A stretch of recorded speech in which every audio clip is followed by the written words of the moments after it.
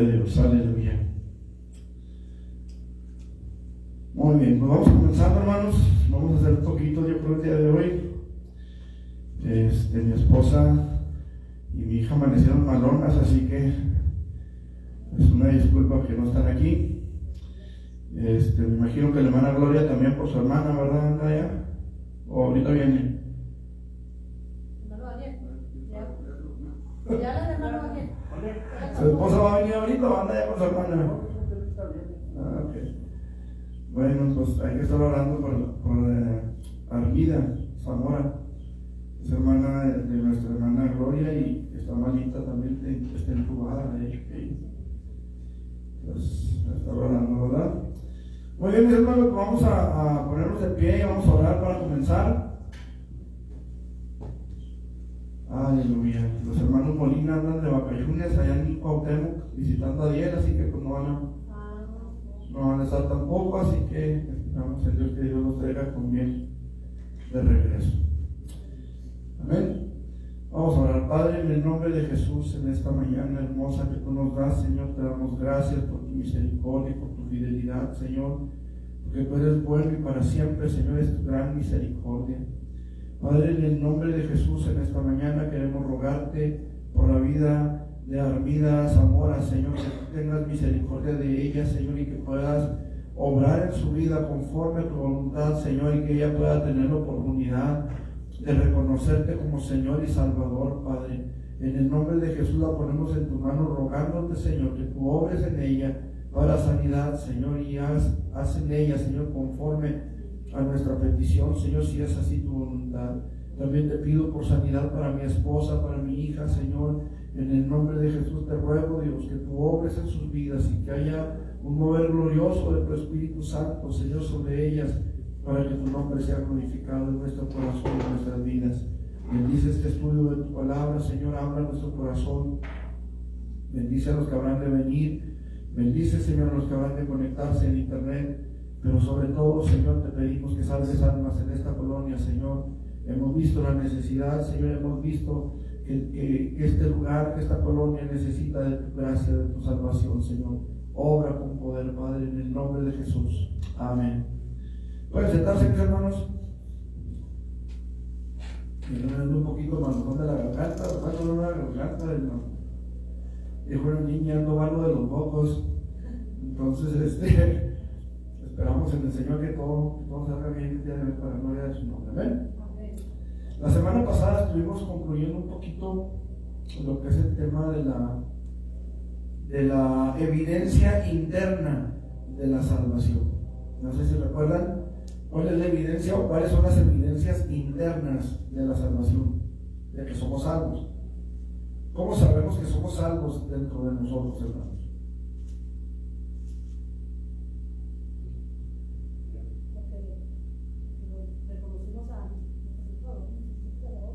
Bueno, sí, eso es lo que nosotros hacemos. Eso es lo que nosotros tenemos que hacer para ser salvos. Reconocer que somos pecadores, ¿sí? Arrepentirnos de nuestro pecado, entendiendo que nuestro pecado ofende la santidad de Dios, ¿sí? Reconocer que Jesús por la cruz del Calvario en nuestro lugar, por nosotros, Él pagó el precio que nosotros jamás habíamos podido pagar. Por eso se llama gracia. Es un favor que ni merecemos ni podemos retribuir de ninguna manera. Por eso se llama gracia, ¿sí? Ok, tenemos que pedir perdón por nuestros pecados, ¿sí? Bajo los méritos de Jesús. No podemos nosotros pensar que somos salvos solamente porque nos arrepentimos. Tenemos que pedir perdón por eso, ¿sí? Ahora, ¿a quién le tenemos que pedir perdón? ¿Al pastor? ¿Al sacerdote? ¿O a Dios? ¿Por qué? Porque solamente nos puede perdonar. ¿Por qué? Porque Él es Dios. ¿Por qué? Porque siempre va a ser Dios. Ok. Ese corazón de hijo nos limpia de todo pecado. Ok, la sangre de Jesucristo, su Hijo, nos limpia de todo pecado cuando le pedimos perdón a Dios, ¿sí? Cuando nosotros no lo hacemos, aunque Jesús haya derramado su sangre, no somos perdonados. Necesitamos llegar a ese punto de pedirle perdón a Dios. Ahora, ¿por qué tengo que pedirle perdón a Dios si Jesús ya murió en la cruz del Calvario? al que hemos ofendido es a Dios. Ahora, ¿Jesús es Dios? Sí, pero Dios son tres personas, Padre, Hijo y Espíritu Santo. Ahora, cuando nosotros pecamos, no solamente pecamos contra nuestro prójimo o contra nosotros mismos, pecamos contra Dios. Por eso es que Dios es el que tiene que perdonar nuestros pecados, no el pastor, no el sacerdote, no el obispo, no el líder de la denominación o de la religión a la que pertenezcamos, sino Dios, porque es a Dios al que hemos ofendido. Suponiendo que yo le debiera dinero a la hermana Dina, que yo le debiera dinero a ella y no tengo para pagar, y voy con la hermana Lupita y le digo, hermana, perdóneme, porque le debo dinero a la hermana Lina. ¿Qué me va a decir usted? A mí que me dice, ay, a mí que me interesa. Pues sí, en otras palabras, a mí no me meten sus chistes, ¿verdad? Entonces, cuando yo vengo con una persona humana, igual que yo, que también tiene sus propias cuentas con Dios, y yo le digo, oiga, perdóneme porque pequé contra Dios, ¿qué me va a decir esa persona? Pues arréglese como pueda, porque yo también tengo que arreglarme con él. Sí, también yo tengo cuentas pendientes. Entonces, arréglese como pueda. Entonces, cuando yo vengo directamente con Dios, es la única manera en la que yo puedo asegurar que el perdón que se me otorgue sea válido. Porque sí, usted me puede decir, no, pues yo lo perdono. Pues a mí no me debe, yo lo perdono. Pero lo que me tiene que perdonar es dígame. ¿Sí usted qué? Por eso es que tenemos que pedirle perdón a Dios. Aunque Jesús haya muerto en la cruz del Calvario por nuestros pecados. Ok. Eso es lo que nosotros tenemos que hacer. Pero, ¿cómo sé yo si ya pedí perdón? Si Cristo ya murió en la cruz del Calvario por mis pecados, yo ya vine y me arrepentí y pedí perdón, ¿cómo sé que fui perdonado? Miren, Jesús dijo alguna vez, ¿qué es más fácil? Decirle al paralítico, levántate y anda, o tus pecados te son perdonados. ¿Qué es más fácil decir? No, lo más fácil es lo otro, porque si no se levanta, va a haber una evidencia. ¿Sí lo explico? Va a haber una evidencia. Entonces, ¿qué es más fácil decir? Tus pecados te son perdonados. ¿Por qué? Porque es algo que nadie ve. ¿Me explico? Ahora, ¿cómo sé yo que fui perdonado si cuando yo pedí perdón yo no vi a Dios diciéndome te perdono? Es de evidencia interna. Es de evidencia interna. ¿Me explico? Eso es lo que a mí me dice que soy perdonado. Cuando el Espíritu Santo da testimonio a mi espíritu de que soy hijo de Dios. Porque el perdón de Dios me lleva a ser adoptado como hijo de Dios. Entonces, cuando yo recibo el perdón, el Espíritu Santo da testimonio de que soy hijo de Dios y me lo da internamente. Por eso yo puedo estar seguro de que soy perdonado, de que soy hijo de Dios, de que he sido adoptado por el testimonio del Espíritu Santo. Sentimos paz. No sé a cuántos les pasó, a mí me pasó que cuando yo vine y entregué mi vida a Jesucristo, cuando me levanté del altar, yo me levanté, parecía que iba caminando en el aire. Me sentía ligero, como si, yo no sé cuántas veces les haya pasado, que van cargando con las redes del mandado y sienten el peso en las manos, y cuando llegan a su casa y ponen las bolsas en el piso o en la mesa, sienten los brazos ligeritos. ¿Sí les ha pasado? Sí. Cuando nosotros venimos a los pies de Jesús, venimos cargando con nuestra conciencia llena de pecados. Por eso cuando nos levantamos del altar, después de haber sido perdonados, nos sentimos ligeros, como que nos quitaron un peso de encima, literalmente. Y parece que andamos caminando sobre nubes de algodón, ¿no es cierto? Porque nos sentimos ligeros, sentimos que ese peso se quitó, que ese peso ya no está sobre nosotros. Es parte del testimonio. ¿Sí me explico? Es parte del testimonio que el Espíritu Santo da de que somos hechos hijos de Dios. Romanos 8:16, hermana Lina, usted que lo tiene por ahí, ya la cerró, le digo. Romanos 8, 16 y 8:1.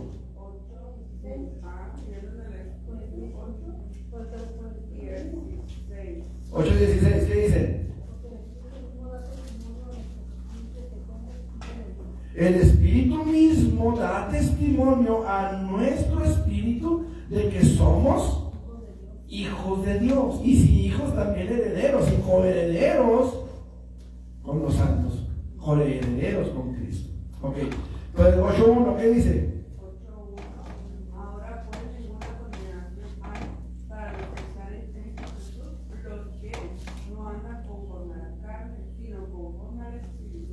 Ok, entonces el apóstol Pablo dice que tener vida espiritual, estar libre de la condenación y tener victoria sobre el pecado y comunión con Dios vienen mediante la unión con Cristo por la presencia del Espíritu Santo. Es el Espíritu Santo el que da testimonio a mi espíritu de que soy hijo de Dios.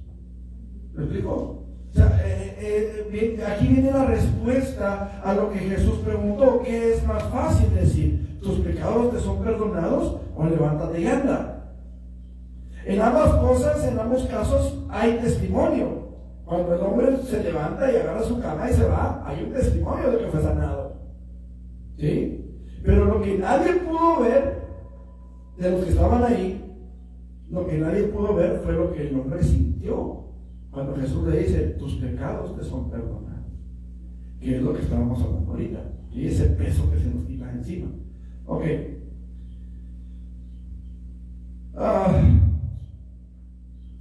Como parte también, hermanos, de saber que somos perdonados, otra evidencia interna es la lucha interna que cada creyente tiene contra su propia carne.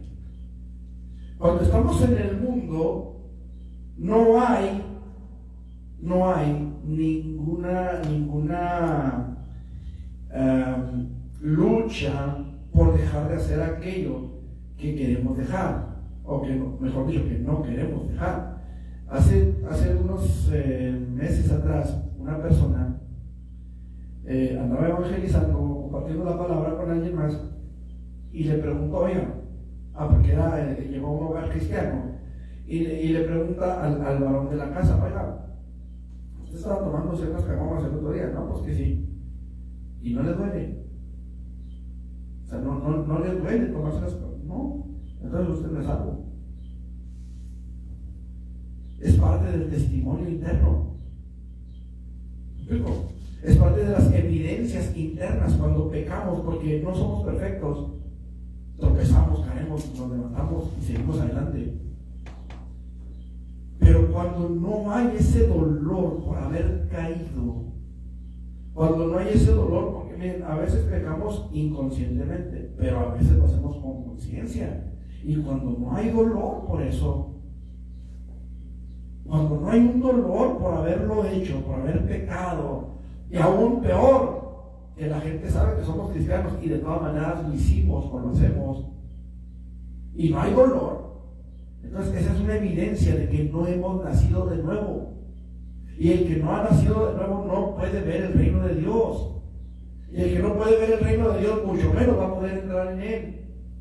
Entonces, cuando no hay ese dolor en mí, quiere decir que yo estoy convencido por el Evangelio, pero no he sido convertido al Evangelio. ¿Me explico? Hay mucha gente convencida. Hay muchas falsas conversiones en las iglesias, porque muchas veces no se predica la palabra como es.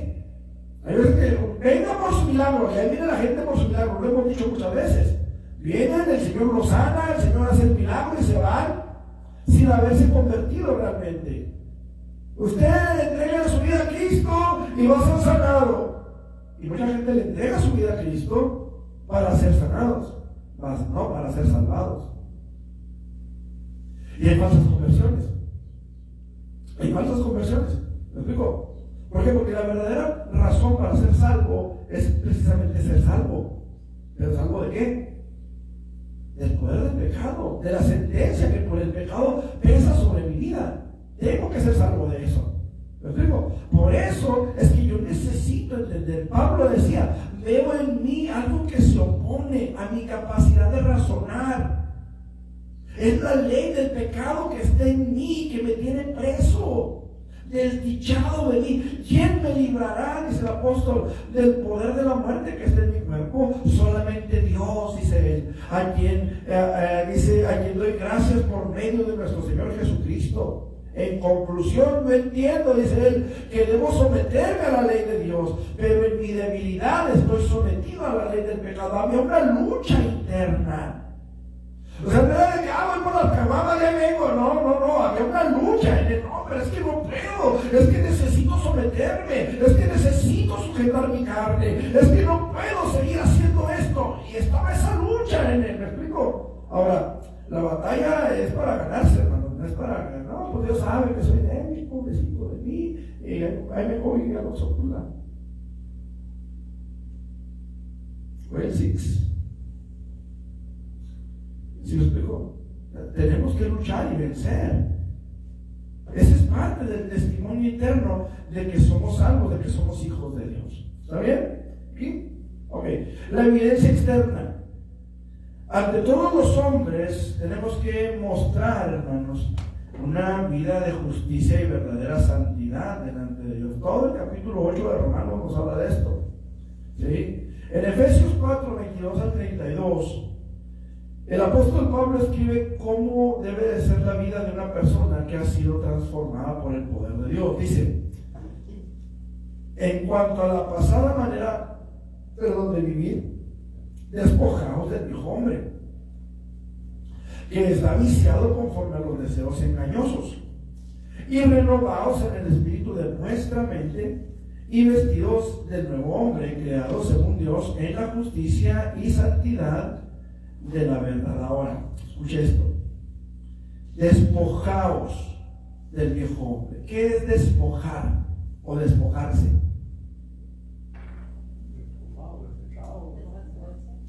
Deshacerse de algo, es quitarse algo, ¿sí? Despojarse habla de quitarse por la fuerza. Cuando a una persona la despojan de sus pertenencias, regularmente es en un robo, en un asalto, ¿me explico? No es porque la persona quiera. Cuando yo tenía 14 años, más o menos, a uno de mis primos le regalaron un Nintendo, una maquinita de videojuegos, una consola. Y pasando Navidad, se nos ocurrió traernos el videojuego a mi casa para jugar acá, porque pues, habíamos quedado de irnos a pasar un tiempo acá en la casa después de Navidad. Y ahí venimos por toda la colegio militar y la colonia industrial. Y antes de que hicieran la ampliación de la avenida de las industrias hasta arriba, como bien hasta acá está el canal, usted sabe cómo estaba antes todo lo que era la zona ahí de la colonia industrial, donde estaban las casas de los ferrocarrileros y todo eso. Estaba así de malvivientes.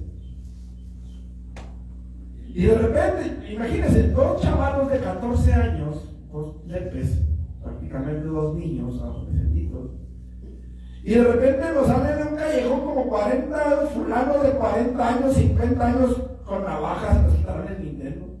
Eso es despojar. ¿Sí me explico? Eso es despojar a alguien. Cuando trabajé en la tienda de pinturas, a ustedes no les tocó ese tiempo, a ustedes les tocó cuando no hay una moto. Pero cuando trabajé en la tienda de pinturas, 2 veces también llegaron unos fulanos. La primera vez yo estaba llenando tiles de potecitos en la bodega y de repente escucho uno de los compañeros que dice, pero, y sacó a ver qué pasa ahí, tienes al piso, pues, me dejó en la bodega. Me quitaron de la cartera también. Eso es despojar. Cuando le quitan a usted algo que usted no quiere soltar. Pero dice, despojaos. O sea, ustedes solos, quítense aquello que está viciado. Despójense del viejo hombre. Qué difícil es a veces cambiar, qué difícil es a veces soltar aquello que nos gusta. Qué difícil. Por eso dice, despójense. Despojaos del viejo hombre. ¿Por qué? Porque el viejo hombre está viciado, el viejo hombre no tiene remedio. Ya está viciado. Yo le pregunto, y Y no tiene que contestarme si no quiere. Pero ¿a los cuántos años de su vida usted decidió rendirle su vida a Jesús? En mi caso fueron 17. A los 17. Pero cambiar 17 años de un estilo de vida a otro, de un día para otro, es complicadísimo. Les testificaba creo que la semana pasada. Yo tuve que decirle a Dios llorando: Señor, si no me quitas lo mal hablado, yo no vuelvo a pararme en la iglesia. Llorando le tuve que decir al Señor: Señor. Y otras cosillas que he tenido que ir dejando igual. He tenido que llorarle a Dios y decirle: Señor, perdóname y ayúdame a no volver a lo mismo. ¿Por qué, hermanos? Porque esto es algo de lo que yo me tengo que despojar. ¿Me explico? ¿Qué dice Primera de Juan 3:3?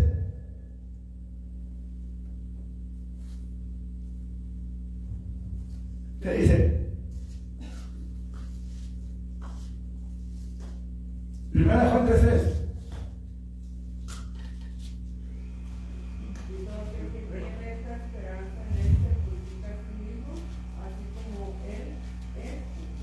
Y todo aquel que tiene esta esperanza en él, ¿cuál es la esperanza que tenemos en él? La vida eterna. Bueno, al menos es de esperanza, espero que la suya también. Todo aquel que tiene esta esperanza en él, ¿qué dice? Se purifica a sí mismo. Es una tarea que nos corresponde a nosotros. ¿Sí se fijan? Sí, yo puedo venir y decirle: Señor, ayúdame, limpia mi camino, limpia mi corazón, perfecciona mi mente, qué sé yo. Pero la batalla es mía. Yo me tengo que santificar. Yo me tengo que purificar. Yo me tengo que despojar.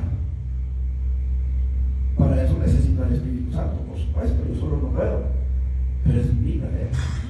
No sé si me estoy explicando.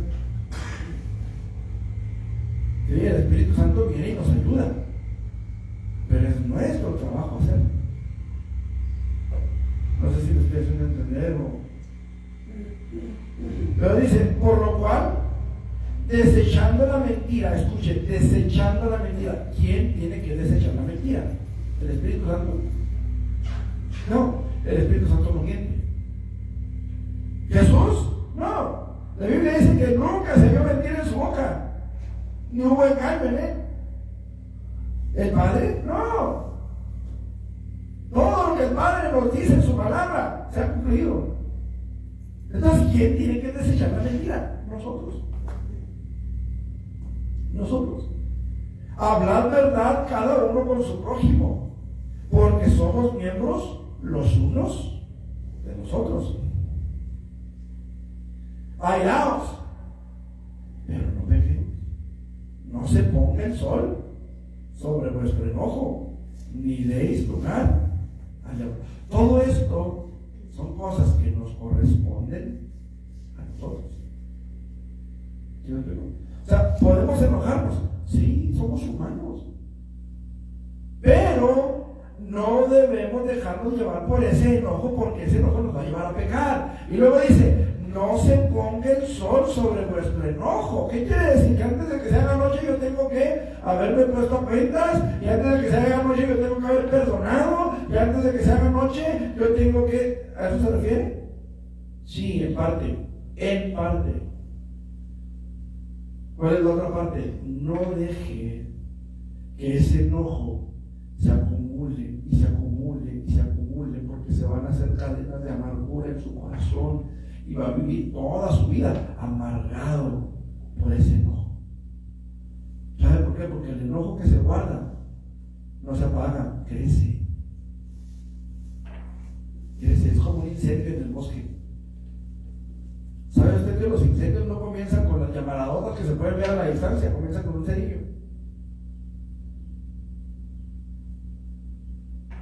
Un simple cerillo. Entonces, no se ponga el sol sobre vuestro enojo, porque va a crecer y va a ser un desastre. Por eso dice: ni deis lugar. ni deis lugar al diablo. El que hurtaba, póngase a trabajar. Ahí dice, bueno, póngase a trabajar, dice, haciendo con sus manos lo que es bueno, para que tenga que compartir con el que padece necesidad. Ninguna palabra corrompida salga de vuestra boca. Ay, Dios santo, esos cristianos que se saben los de Pepito en las maquilas. Dígame si no es cierto. A veces el cristiano mete los chistes más pelangochos que los mundanos. Y nomás están parando orejas, parecen parabólicas, a ver cuál, de qué están chismeando acá de aquel lado. No romperán ni regaño, es lo que la Biblia dice aquí, que no tenemos de fetiches, no tenemos. Dice, ninguna palabra corrompida salga de nuestra boca, sino la que sea buena para la necesaria edificación, a fin de dar gracia a los oyentes. Y no, escuchen, y no contristéis al Espíritu Santo de Dios, con el cual fuisteis sellados para el día de la redención. Quítese de vosotros toda amargura, enojo, ira, gritería y maledicencia y toda malicia. Antes, sed benignos unos con otros, misericordiosos, perdonándoos unos a otros, como Dios también os perdonó a vosotros en Cristo. Dice que interesante, el Padre Nuestro. ¿Cuántos llegaron a recitar el Padre Nuestro alguna vez? ¿Sí se acuerdan? Padre Nuestro que estás en los cielos, santificado sea tu nombre, venga. Hay una parte que dice, y perdónanos nuestras deudas. Y dice, como nosotros perdonamos a los que nos ofenden. Ahora, escuche esto. Yo sé que suena como algo muy obvio, pero a veces no lo captamos. Dice, perdonad nuestras ofensas como nosotros perdonamos. Y ese cómo no es un por qué. ¿Sí me captó o no me captó? Ese cómo no es un por qué. ¿Qué? El cómo. No, es una afirmación.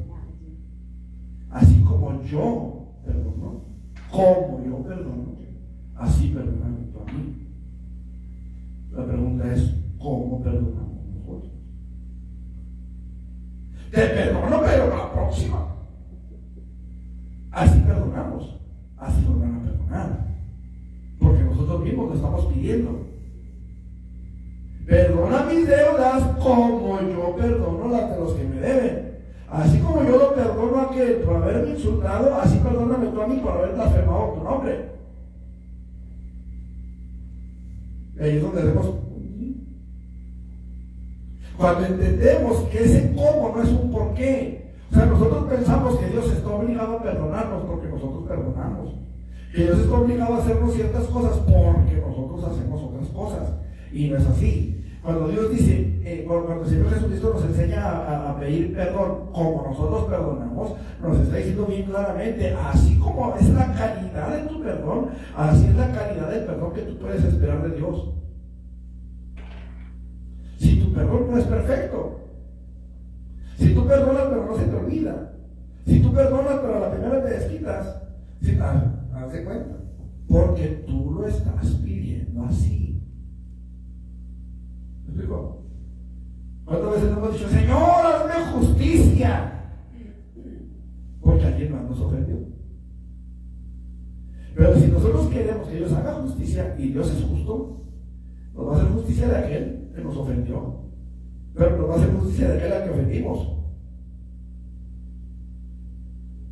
¿Sí me estoy haciendo entender o no? ¿Sí o no? Entonces, tenemos que ver que la evidencia externa de nuestra salvación sea coherente con la palabra del Señor. Tiene que haber una coherencia. ¿Sí lo explico? Tiene que haber una coherencia. Señor, bendice mi trabajo, prospérame en mi casa, dame, Señor, para pagar las deudas. ¿Ya viste tu diezmo? Hay que ser coherentes con lo que la Escritura enseña. Ser fiel. Y Dios va a ser fiel. Dios también está comprometido con nosotros. Dijo Josué: yo y mi casa serviremos a Jehová. Ustedes escojan a quién, pero yo y mi casa estamos comprometidos con servir a Jehová. Entonces, la justicia de la ley, según Romanos 8:4, la obra del Espíritu Santo dentro de los creyentes los capacita para llevar una vida de justicia que se considera como el cumplimiento de la ley moral de Dios. Nosotros, los seres humanos, debemos entender una cosa: la ley de Dios fue dada para que entendiéramos que por nuestros propios medios, por nuestros propios méritos, nunca íbamos a poderla lograr. Para eso se dio la ley de Dios, para que entendiéramos cuán grave era nuestra situación delante de Dios. Dice, si no me equivoco, Corintios, creo, dice que la ley no fue dada para el justo, sino para el pecador, para el parricida, para el secuestrador, en fin. ¿Por qué? Porque era necesario que nos diéramos cuenta de cómo estábamos parados delante de Dios. Entonces, la obra del Espíritu Santo dentro de los creyentes los capacita para llevar una vida de justicia que se considera como el cumplimiento de la ley moral de Dios.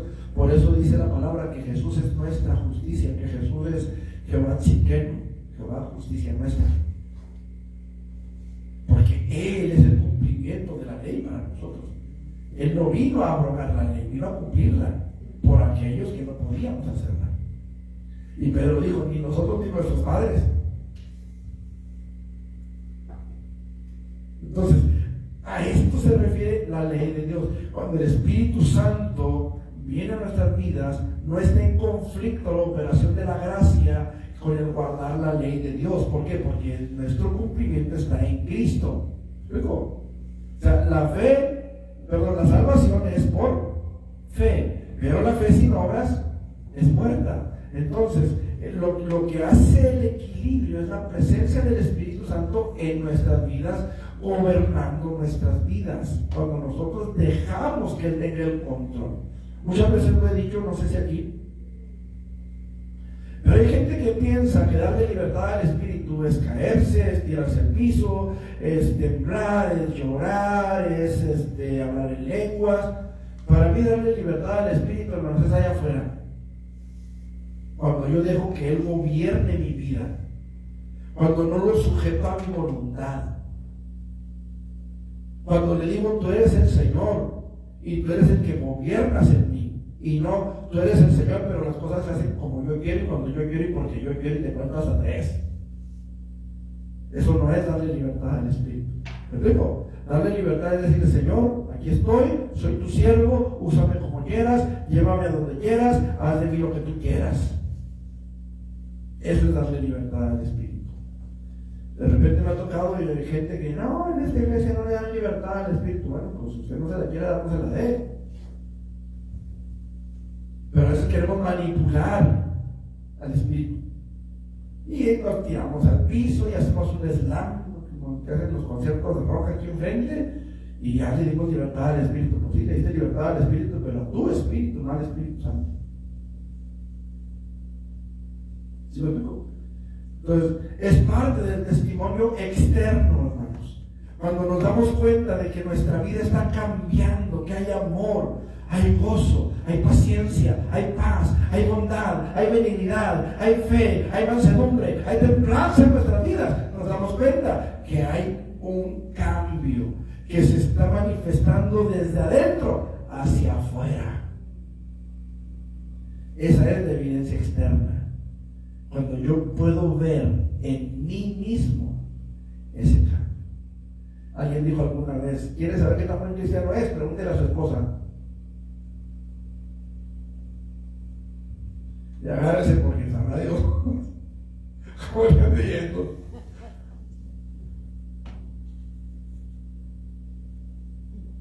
Pablo describe 2 clases de personas, hermanos: los que viven según la carne y los que viven conforme al Espíritu. Vivir según la carne es complacerse y ocuparse y hallar satisfacción en los deseos corruptos de nuestra carne, de nuestra humanidad caída. Romanos 1,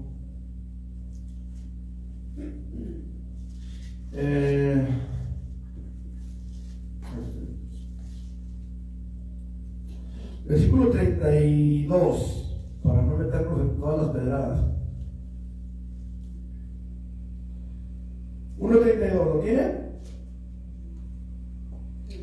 Dice: quienes habiendo entendido el juicio de Dios, que los que practican tales cosas son dignos de muerte, no solo las hacen, sino que también se complacen en los que las practican. O sea, eso es vivir en la carne, complacerse, ocuparse y hallar satisfacción en sus deseos impuros. Venga, amigo, pínese la botella, este es un chamaquito de 3, 4 años con la Tecate, ¿va? Eso es complacerse. Y vaya, dígale al compadre, y ahí va el chamaquito, ahí le dice al compadre, y suelta la palabrota, y ahí están los dos atacados de la risa, ¿no? El compadre y el padre del niño. Eso es complacerse. ¿Explico? Es buscar las obras de la carne. En contraste con las obras de la carne está la manera de vivir sin dobleces, llamada el fruto del Espíritu. No son los frutos, es el fruto. ¿Sí? Son 9 cosas que ya las mencioné hace un momento. No se llaman los frutos, sino el fruto. ¿Qué quiere decir? Que yo no puedo decir que tengo el fruto del Espíritu si tengo paz, pero no tengo mansedumbre. Yo soy bien tranquilo por las buenas, pero por las malas. Entonces no está el Espíritu operando ahí. ¿Me explico? ¿Sí me expliqué o no? O sea, yo puedo decir, yo tengo mucho amor, ¿verdad? Como decía Walter Mercado, ¿verdad? Pero no me busquen porque me encuentran. Quiere decir que no está el Espíritu Santo operando ahí. ¿Sí me explico? Ahora, no quiere decir que no nos vamos a defender en una situación ofrecida, ¿verdad? La Biblia dice que tenemos que ser mansos, no mensos. Una letra hace mucha diferencia. Pero sí tenemos que manifestar el fruto del Espíritu Santo. Y ese fruto, para manifestar el fruto, ese fruto se da en la comunión con el Espíritu Santo. Si usted tiene un árbol de chabacano, de durazno, de naranja y lo saca de la tierra y lo pone ahí colgado en la ventana, ¿le dará fruto? ¿Por qué? Porque dejó de tener comunión con la tierra que le puede dar el sustento, que lo puede nutrir. Cuando yo entiendo que Él es la vid verdadera, que Él es el tronco de la vid y que yo soy el pámpano que debe dar fruto, me tengo que dar cuenta que sin el tronco yo no puedo dar ese fruto. Lo hemos dicho muchas veces, no quiero tener sensibilidades, pero cuando usted le regala flores a alguien o cuando a usted le regalan flores, esas flores, aunque usted las tenga en agua, terminan por secarse, se marchitan. ¿Por qué? Porque las arrancaron de su tronco, de su lugar. Y a lo mejor no es inmediatamente, pero llegará el momento en el que se marchite. Igual una rama de un árbol, usted la puede cortar y tirarla ya a un lado del árbol, y aunque esté a un lado del árbol, terminará por cortarse, por marchitarse, por secarse. No será de inmediato. ¿Cuántas veces hemos comprado leña que está verde? O sea, no será de inmediato, pero sucederá. Terminará por marchitarse. Entonces, para que nosotros podamos mostrar o manifestar el fruto del Espíritu, este se produce en la medida en que los hijos de Dios permiten que el Espíritu Santo los dirija y ejerza influencia y autoridad sobre la vida de ellos. ¿Sí? Porque solamente el poder del Espíritu Santo puede destruir el poder del pecado. Solamente la obra del Espíritu Santo puede darnos victoria sobre la carne y caminar en comunión con Dios por la obra del Espíritu Santo. Ahora, ¿qué es la carne, hermanos? Porque luego decimos la carne y luego se nos vienen a la cabeza las chuletas, el cocido y que no sé qué, y la hamburguesa, ¿verdad? ¿Qué es la carne? La carne, esta palabra, la carne, describe la naturaleza humana caída. ¿Sí? La naturaleza humana caída es la carne. Esta permanece en los creyentes después de su conversión y es su enemigo mortal. O sea, si a mí usted me dijera, ay hermano, está predicando en la carne, pues ni voy a dejarle en la casa. O si podrá venir el pastor en el espíritu a predicarles en el puro espíritu, y cuando escuchen la voz del pastor salen a gorro. Yo que una vez había una iglesia donde el pastor les había estado hablando un tiempo sobre lo que era la fe, y se puso de acuerdo con unos hermanos y a los demás no les dijo nada, y de repente en un culto entra uno de los hermanos corriendo, viene y aquí el pastor le dice algo en el oído, y el pastor dice a la iglesia bien solemnemente: hermanos, me acaban de decir que la hermana fulana de tal falleció, y en este momento viene el ataúd para acá, hermanos, vamos a tener un culto de cuerpo presente, no sé qué, y trajeron el féretro, lo pusieron en el altar, el pastor hizo una oración y que se levanta la puerta, se vació la iglesia, hermano. ¿Por qué vino eso a la mente? ¿Quién sabe? Así, porque la naturaleza caída sigue estando ahí. Seguimos siendo carne, seguimos siendo humanos, ¿sí? Seguimos todavía batallando con nuestro carácter. O sea, es algo con lo que vamos a vivir hasta que vayamos con el Señor Jesucristo. ¿Sí? Ahora, Dios usa nuestro carácter, Dios lo puede usar. Cuando estábamos en la sierra, decía mi esposa, pues una de dos, si se hubiera venido nuestro pastor para acá, dice, una de dos, o truena el pastor o truena la iglesia. Porque Dios va a usar el carácter de cada uno dependiendo de la situación. Cuando nosotros nos fuimos para allá, pues ustedes me conocen que soy, bueno, según yo, así me veo yo, no sé ustedes cómo me vean. Yo me veo como un pastor paciente, he sido paciente con muchos de ustedes muchas veces. Hemos llamado la atención a algunos de ustedes, les hemos llamado la atención, pero siempre hemos hecho de manera que ustedes no se sientan ofendidos ni agredidos, no son unos niños, tratamos de hablarles como a gente madura, como a gente adulta y sobre todo maduros en el espíritu. Algunos no lo son, pero igual les hablamos igual como si lo fueran. No están aquí, pero dijo un pastor una vez, no le digo por usted, le digo porque está enseguida. Pero tratamos de llevar la fiesta en paz, ¿no? Y hay gente que no, hay gente que va a llegarle con el machete por delante, va a tumbar cabezas. Ahora, hay iglesias que así son, y eso necesitan. Dijo por ahí una vez alguien, cada quien tiene el pastor que se merece. Yo sé que en este caso no, ustedes merecen algo mejor, pero pues es lo que hay. Entonces, la naturaleza humana caída permanece en los creyentes después de su conversión. O sea, no se nos quita la naturaleza. Se nos tiene que quitar la maña de andar pecando, sí, pero nuestra naturaleza siempre va a estar ahí. Por eso Pablo decía: miserable de mí, ¿quién me librará de este cuerpo de muerte? Y era el apóstol Pablo. ¿Qué dice Romanos 8, del 6 al 8?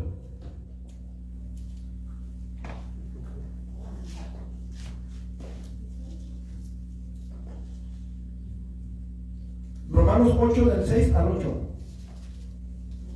Porque lo que pasa en la carne es muerte, pero lo que pasa en el espíritu es vida y paz, por cuanto los designios de la carne son enemistad contra Dios, porque no se sujetan a la ley de Dios, ni tampoco pueden.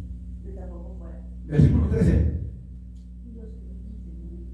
Porque si vivimos conforme a la carne, moriréis, mas si por el espíritu hacéis morir las obras de la carne, viviréis. Entonces, vemos cómo el espíritu y la carne se oponen entre sí para que no hagamos lo que quisiéramos hacer. Lo que yo quisiera hacer es vivir en Cristo lleno de su gracia, lleno de su poder, lleno de su misericordia, pero la carne se opone. La carne se opone y constantemente tenemos que batallar contra la carne. Y la batalla se lleva a cabo acá arriba, en nuestra mente, donde somos tentados, donde el enemigo trata de poner sus ideas, sus pensamientos en nosotros. Gálatas 5, 17 al 21.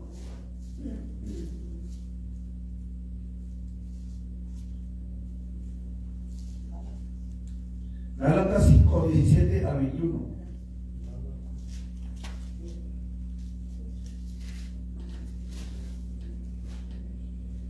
Porque el deseo de la carne es contra el espíritu y el espíritu es contra la carne, y estos se oponen entre sí para que no hagas lo que quisieras.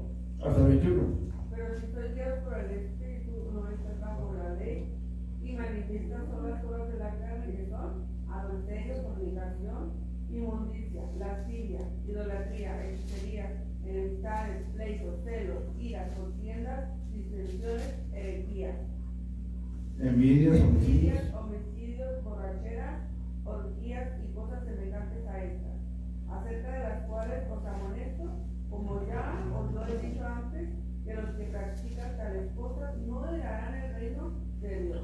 no heredarán el reino de Dios. Los que practican las obras de la carne no pueden heredar el reino de Dios. Por lo tanto, se debe de oponer resistencia y darle muerte a esa carne en una batalla continua que el creyente libra mediante el poder del Espíritu Santo. ¿Cuál es la manera de matar al viejo hombre? Hay una sola manera.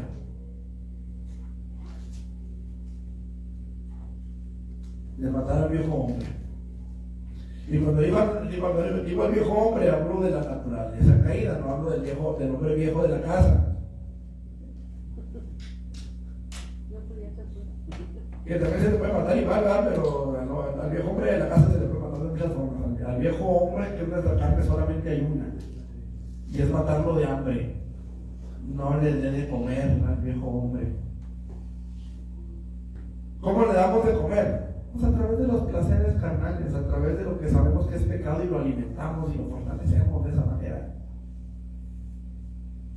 Es la única manera de matarlo de hambre, de inanición.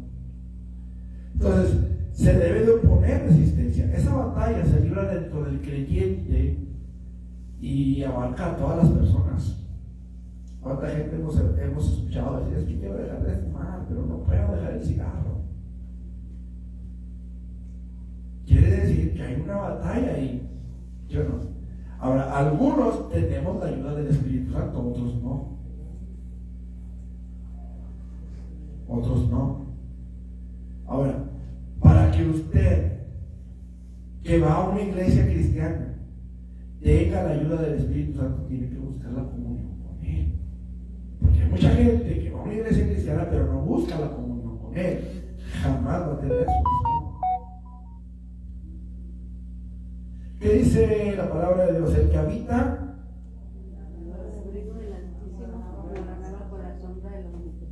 el que habita al abrigo del Altísimo morará bajo la sombra del Omnipotente.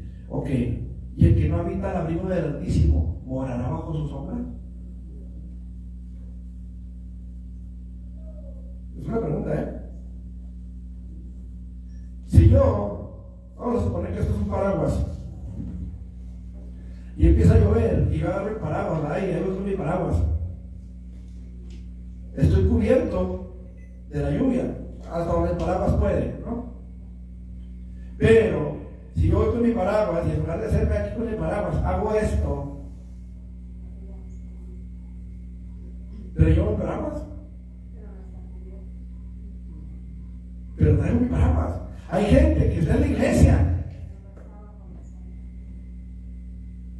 Hay gente que está en la iglesia, que está en la congregación, que viene a la casa de su padre, pero no viene a su padre, como el hijo pródigo, ¿verdad? Me levantaré e iré a mi padre. Y él dijo, ¿cuántos jornaleros en la casa de mi padre?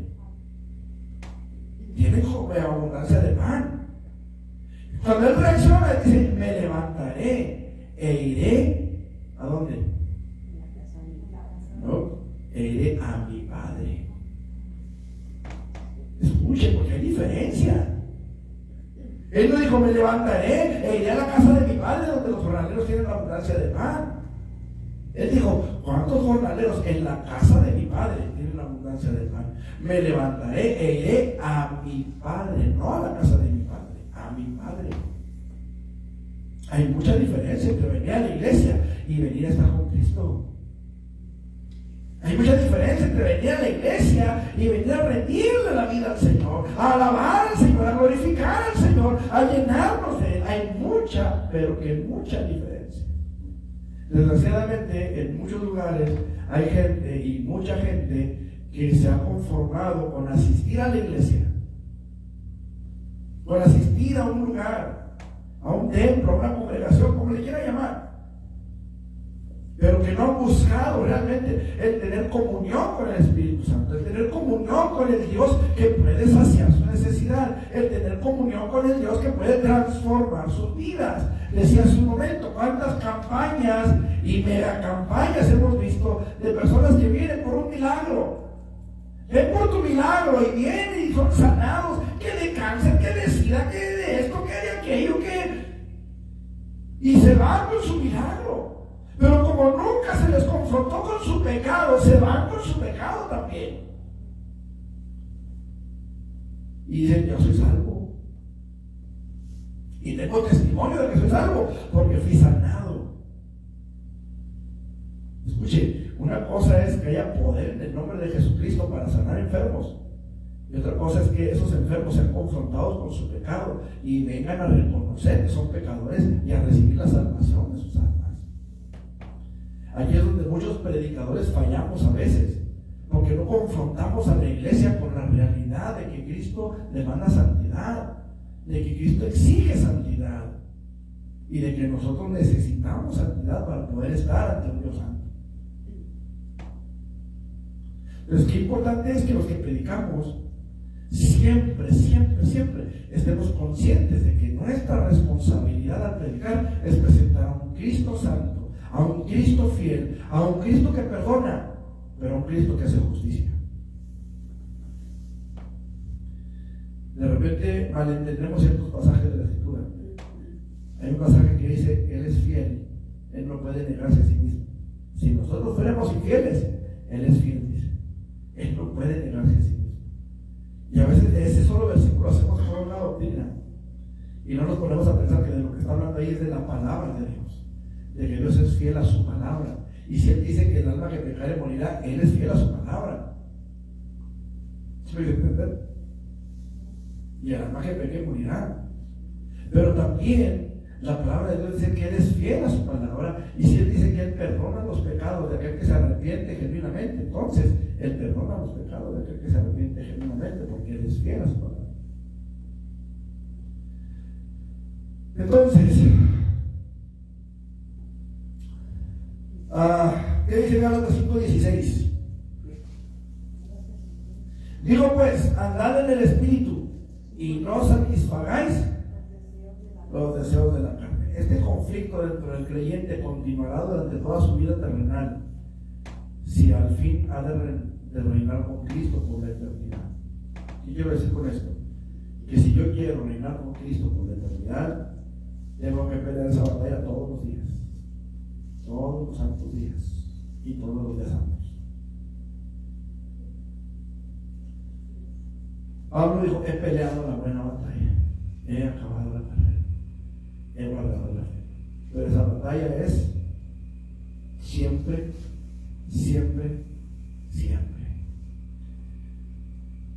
El comentario final del apóstol Pablo sobre las obras de la carne es severo y contundente. Cualquiera que llamándose creyente se ocupa de ese tipo de actividades queda excluido del reino de Dios. Es decir, no tiene salvación eterna.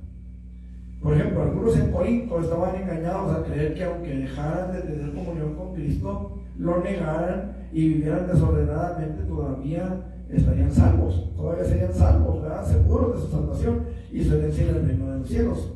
Sin embargo, Pablo afirma que la muerte espiritual es la inevitable consecuencia del pecado, aún para el creyente. Romanos 8:13.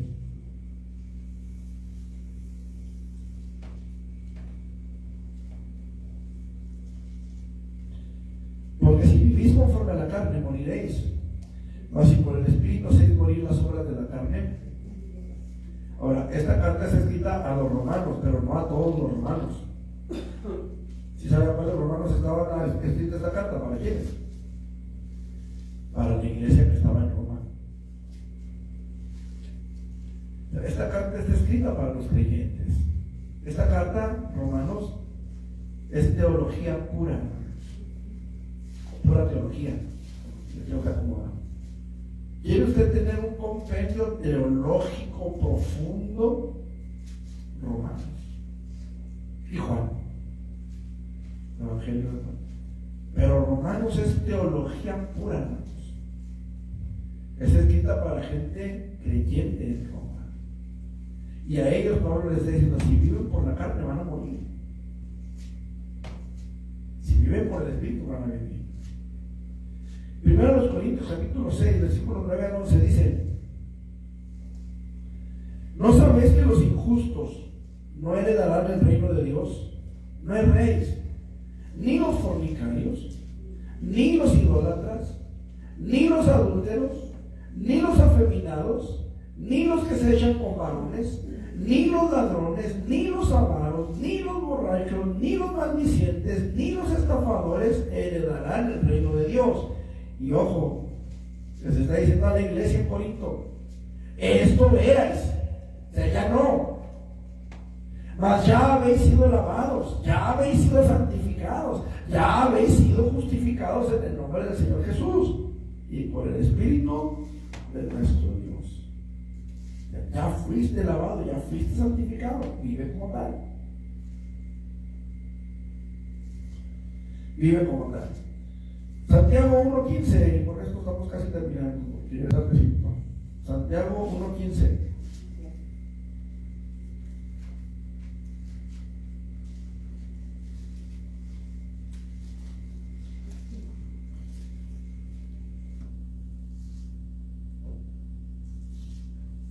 Entonces, la concupiscencia, después que ha concebido, da a luz el pecado, y el pecado, siendo consumado, da a luz la muerte. Este es el único aborto que se permite, hermanos. Hay que hacer que el pecado aborte, que la concupiscencia aborte el pecado, que no lo dé a luz. No sé si me entendieron. El pastor dijo que hay que abortar. La concupiscencia concibe el pecado y lo da a luz. Ahí es donde tenemos que abortar, hermanos. Ahí. ¿Me explico? Que el pecado no salga a la luz, que el pecado no venga a ver la luz, que el pecado no nazca en nosotros. Que nuestra concupiscencia no sea atada, que nuestros deseos carnales, porque eso es la concupiscencia, nuestros deseos carnales sean sometidos a la voluntad de Dios. ¿Preguntas hasta aquí, hermanos, con relación a la salvación?